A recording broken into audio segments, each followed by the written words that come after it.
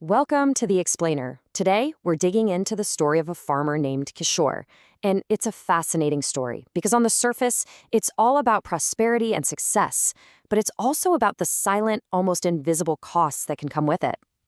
And this quote right here, this bit of wisdom from his father, it really hangs over this entire story. It starts out as just a piece of old folklore, but as you'll see, it becomes a powerful and kind of chilling prophecy for Kishore's life. All right, so let's meet Kishore. If you were to just look at his life from the outside, you'd think, wow, this guy has really made it. He's a success story. He embraced a new way of doing things and, well, he got the rewards.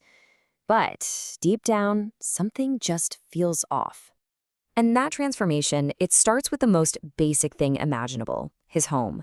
The simple mud house from his past, it's gone. In its place, there's a new, sturdy brick house. It's the first thing you'd notice, a really clear physical sign that everything has changed. And it's not just the house. This progress is everywhere. He's way more productive now, farming 3 crops a year. He owns a motorcycle and a tractor. These are the tools of modern efficiency. His daughter's going to a new school, and the community even has a doctor. On paper, it's the absolute picture of a better life. But here's the central puzzle, right? With all these real, tangible improvements, Kishore isn't happy. He's got this growing feeling of unease, like something is fundamentally wrong. And this disconnect, this gap between his outward success and his inner turmoil, that's the key to his whole story.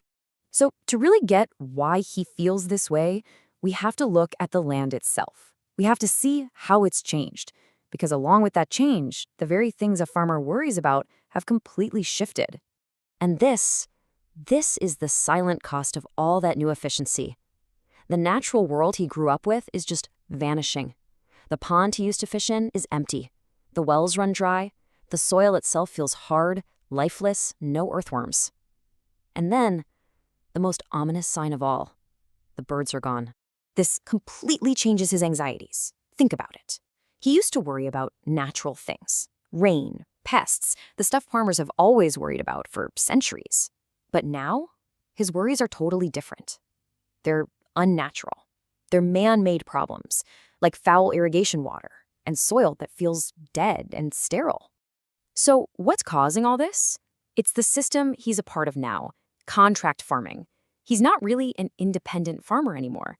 See, a factory gives him everything, the seeds, the chemicals, all of it. His only job is to grow their specific crops and then sell the harvest right back to them.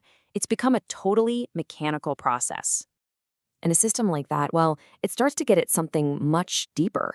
It didn't just change his land. It started to change his very idea of who he was. He had this sudden, really stark realization. He wasn't the master of his own craft anymore. He wasn't a farmer in the way he'd always understood it. He was just a small, replaceable part in a huge industrial machine, just a cog. So the soul of the work was just gone. That simple joy of seeing a healthy crop stand tall in the field, that pride you feel in the harvest, it was all replaced by a feeling of just mechanical duty.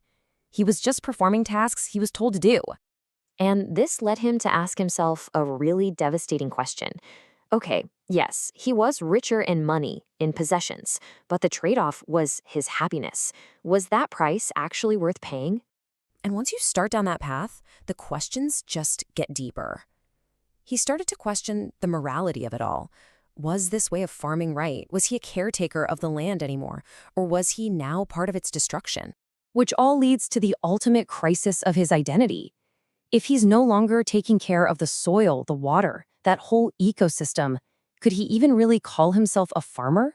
The title he'd had his whole life suddenly felt empty. All of these internal doubts, this quiet unraveling of his life and who he was, it all finally came to a head with one final and truly deafening silence from the world around him. You see, there's a bird called the Kool, and its song is the classic sound of spring arriving. It's a sound of renewal, of life coming back. But one year, that familiar, dependable sound just wasn't there. And in that silence, he understood.